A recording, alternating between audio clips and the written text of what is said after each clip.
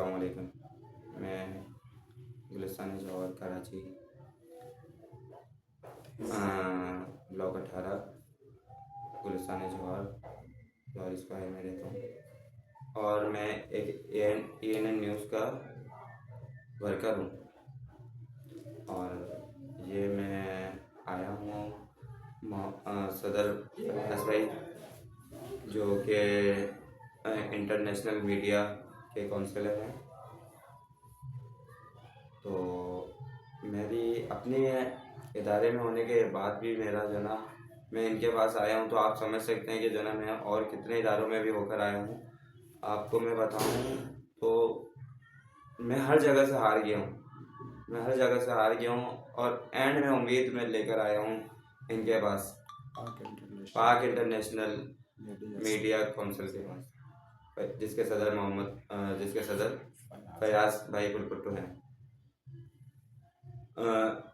गुजारिश ये है कि चंद अर्थ से पहले जना जौहर स्क्वायर के अंदर पानी के मसले के ऊपर छोटी लड़ाइयाँ शुरू हुई, जो कि मेरे मामू मोइन खान जो शरीफ फसल के एक IO भी हैं, पुलिस वाले हैं, ताकतवर हैं, अल्लाह उनको इज़्ज़त दे, लेकिन वो नाजायज़ ना करें। तो उनकी नाजायज़ी से तंग आके मैं आवाम से मैं चाहता हूँ कि मेरी बात ये आवाम तक पहुँचे और कोई मेरी जो ना मदद के लिए बोले, कोई मेरी हेल्प के लिए बोले, क्योंकि मेरे हर जगह पे मैं जो ना बेबस रहा हूँ, नाउम्मीद रहा हूँ। अब जाके मैं जो ना एक उम्मीद है और आखिरी उम्मीद है ये मेरी, पाक इंटरनेशनल काउंसिल जिसके पास मैं आया हूँ। तो इंशाल्लाह मुझे उम्मीद है यहाँ से मेरी आवाज़ सुनाई जाएगी, लोगों को बताई जाएगी, क्योंकि मैं अपने मीडिया के अंदर होने के बाद भी एक इदारा है ये, तो मैं नहीं इसकी बात कर सकता, आप समझ सकते हैं। तो इसलिए मैं पाक नेशनल मीडिया फयाज पुलपट्टू के पास आया हूँ और मैं काफ़ी इदारों में गया हूँ। जैसे मैं आपको बताऊँ, गवर्नर हाउस CPLC के पास, उसके बाद DIG साहब के पास गया हूँ, उसके बाद काफ़ी जगहों पे गया हूँ और उन सब की जगहों पे जाके ना मैंने यही देखा है कि वो ताकतवर है और मैं कमज़ोर हूँ। तो एक आम इंसान जो मैं एक मीडिया वाला हूँ, मैं इतना कमज़ोर हूँ, तो एक आम इंसान जो है वो क्या होगा इनको लिए।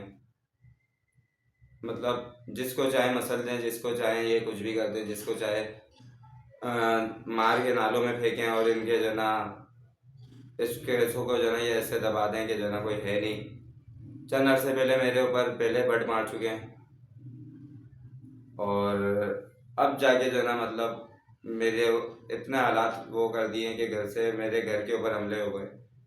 मेरे ना होने पे मेरे घर पे हमले हो जाते हैं, मेरे बच्चों पे, मेरी बीवी पे, मेरी वाइफ के ऊपर तशद्दुद हुए। मेरी वाइफ का सर फाड़ दिया गया है इस लड़ाई में, उसका मैंने MLO वगैरह करवाया। मैं शारिफ फैसल के पास गया, वहाँ पर मेरी FIR नहीं कटी। मैं उसके बाद SHO साहब के पास जो है ना मैं एप्लीकेशन लेके गया, वहाँ मैंने रिसीव करवाई। उसके बाद मैं SSP साहब के पास गया, वहाँ मैंने रिसीव करवाई।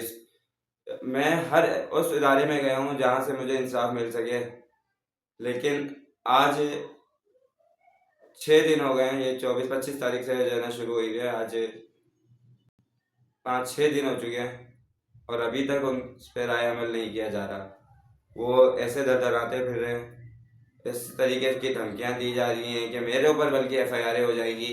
मुझे नहीं पता मैं किस टाइम पे अभी अगले पल मेरे साथ क्या हो जाए। मुझे नहीं पता कि मैं मर जाऊं, मुझे मरवा दिया जाए। मुझे नहीं पता कि मेरे साथ मैं यहाँ से निकलूँ, पुलिस वाले मुझे यहाँ से उठा के लेके जाएं और आगे ले जाके मेरे को मार दें। और कोई भी केस बना सकते हैं पुलिस वाले हैं, आपको पता है कि जो है ना एक इदारा है और उस हर पुलिस वाला इदारे में जो है ना अपनी ताकत रखता है। जो उसकी ताकत है वो जिस इदारे में है, बेशक वो इदारा इतना पावरफुल है, लेकिन अगर वो नाजायज़ करे, अगर वही इदारा जो इंसाफ के लिए बनाया गया है, अगर वही इदारे के अंदर नाजायज़ी शुरू हो जाए, अपनी ताकत का गलत फ़ायदा उठाया जाए, तो इस इदारे को आगे जाके कौन इस इदारे पे यकीन रखेगा। और मैं सोशल मीडिया के अंदर होने के बाद मैं इतनी जगहों पे जा चुका हूँ, इतने इदारों में जा चुका हूँ, उसके बाद मुझे इंसाफ नहीं मिला। एक आम इंसान तो जो है ना एक थाने से आगे नहीं जाता होगा, और उस थाने के अंदर उसकी पावर इतनी है कि वो थाने में घुसने ना दिए जाए। एक मेरे को सोशल मीडिया वाला होने के नाते मैं थाने में जाके मैं उसकी एप्लीकेशन किस तरीके से कटवाई है मुझे पता है। मैंने अपने एमएलओ के लिए मैंने कितनी मेहनत करी है मुझे पता है। एक वकील को बुलाना पड़ा मुझे अपने एमएलओ के लिए, मुझे पता है ये सब चीज़ें मेरे ऊपर जो है ना गुजरी हैं। मैं किस तरीके से बयान करूं, या अगर बयान करूं तो 1 घंटे से ज़्यादा की जो है ना कोई कहानी है। और जिन इदारों के मैं नाम लूँ वो इदारे माशाल्लाह एक हाई लेवल के ऊपर है, लेकिन मुझे काइंडली प्लीज़, मुझे किसी इदारे से कोई मसला नहीं है, कोई मुझे इदारे से मसला नहीं। मुझे सिर्फ एक मोइन खान जो अपना नाजायज़ फ़ायदा उठाने पावर का, सिर्फ मुझे उससे मसला है। प्लीज़ उनको उनका नाजायज़ पावर जो है, इनके पास जो पावर है, जो इसका वो नाजायज़ फ़ायदा उठा रहे हैं, तो काइंडली उनसे ये नाजायज़ पावर का ताकत जो है ना ले ली जाए। और जिसके ऊपर फ़िरौन बने पड़े हैं, जिस पावर पे फ़िरौन बने पड़े हैं, उसको पावर ले ली जाए। वो कुछ नहीं हो सकते। तो काइंडली मुझे जो है ना चीफ जस्टिस साहब, आपसे दरख्वास्त करता हूँ मैं, आप इतने पावरफुल हैं कि किसी को भी चाहें तो जो है ना ये पावर दे सकते हैं। सदर साहब, आपसे दरख्वास्त करता हूँ, वज़ीर आलम साहब, आपसे मैं दरख्वास्त करता हूँ कि आप जिससे चाहें ये पावर ले रहे हैं तो ये पावर इनसे ले ली जाए, तो ये एक इंसान बन जाए, एक इंसानों की तरह जीने लगे। नाजायज़ तरीके से जो है ना ये लोगों को तंग करना छोड़ दें। ये मेरी अकेले की नहीं है, मुझसे पहले कितने लोगों के ऊपर गुजर चुकी है, कोई एक बंदा आगे नहीं आता। यहाँ तक कि हमारे ही ब्लॉक के अंदर एक बुढ़ा बुजुर्ग इंसान है जो कि एजिड है, उनकी बेटी मैरिड है, वो आई कुछ टाइम के लिए पानी भरने के लिए आई, उसके साथ इतनी बदतमीजी की गई कि वो रोते हुए सदर साहब के पास गई। सदर बरकत अब्बासी जो जोहर स्क्वायर के सदर थे, उनके पास गई। सदर साहब जानते हैं कि मोइन खान मेरे मामू हैं, तो सदर साहब ने मुझे जो है ना काउंसलरशिप की जो है ना, पहले ही उन्होंने मुझे काउंसलर बनाया। तो मोइन खान का मुझे जो है ना बताया कि जो है ना इस तरीके से उन्होंने करा है। मैंने उन्हें बताया कि जो है ना मोइन खान एक पावरफुल बंदा है, करप्ट इंसान है, उसका हुकूमत जो है ना कुछ नहीं कर रही है, तो हम क्या कर सकते हैं। तो उन्होंने बोला कि जो है ना नहीं, मेरी इतनी पावर है कि मैं एक एप्लीकेशन से उसके नौकरी जो है ना ख़त्म करवा दूंगा। कब्जा करा हुआ है छत पे, वो एक नहीं ख़त्म हो सकता, तो एक नौकरी उसकी मैं, लेकिन उनके ऊपर फिर भी यकीन करके, क्योंकि वो सदर हैं, वो ताकत रखते हैं इतनी कि वो 3000 लोगों का वोट है उनके साथ, मतलब मतलब वो बने हुए हैं, सदर बने हुए हैं, तो उनके साथ 936 सीट है, उसका एक जो है ना जिम्मेदार बने हुए हैं, तो उनके पास एक पावर है। तो मैंने बोला वो कम से कम एक सिपाही से ज़्यादा पावर रखते हैं, जो कि एएसआई की जो है पावर, जो अपने आप को जो है बहुत ज़्यादा ही बड़ा समझते हैं, मतलब कुछ अपने आप को समझते हैं, उससे तो ज़्यादा पावर रखते होंगे सदर साहब। मैंने वीडियो वगैरह बनाई उनके लिए, जो ना उनके जो ना बोला, तो मेरे ऊपर हमले होने शुरू हो गए, मेरे से बदतमीज़ी करना शुरू कर दी।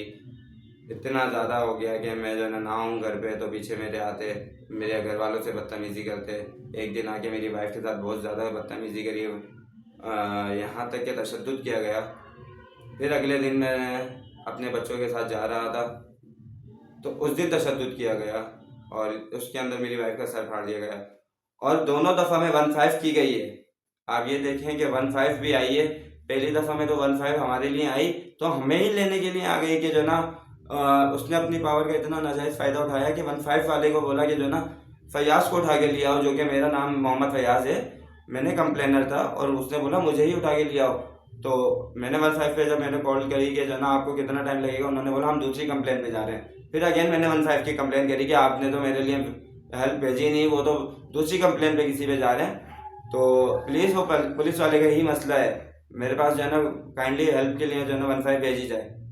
तो जब जाके उसने मेरे पास दोबारा जो है ना उसकी कंप्लेन पे 15 मेरे पास आई, तो उन्होंने अपना पावर का इतना नाजायज़ फ़ायदा उठाया कि हमारे थाने पे जाने का, कि उन्हें पता था हम थाने जाएंगे तो वो हमारे साथ कुछ भी कर सकते हैं। तो हमने अपनी एप्लीकेशन थाने भेज दी बस, जो कि कल ही मेरे को रिसीव हुई है कि वो वापसी कि वहाँ से जो है ना अभी तक जो है ना उन्होंने रिसीव नहीं करी, उनके पास नहीं गई, उन्होंने वापसी रिजेक्ट करके हमारे पास भेज दी।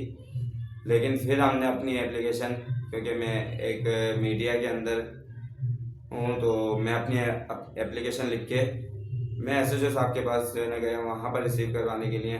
मैं अपनी एप्लीकेशन लिख के अपने SSP साहब के पास गया और भी बड़े बड़े इदारों के अंदर जाता रहा अपनी जो है ना एप्लीकेशन लेके, लेकिन कहीं से मुझे मदद नहीं मिली, कहीं से मुझे मदद नहीं मिली। मेरा काइंडली मुझे आप पे आखिरी उम्मीद है, जो कि पाक इंटरनेशनल मीडिया काउंसिल और इसके सदर फयाज भाई पुलपुट्टो, प्लीज़ काइंडली मेरी हेल्प कीजिए।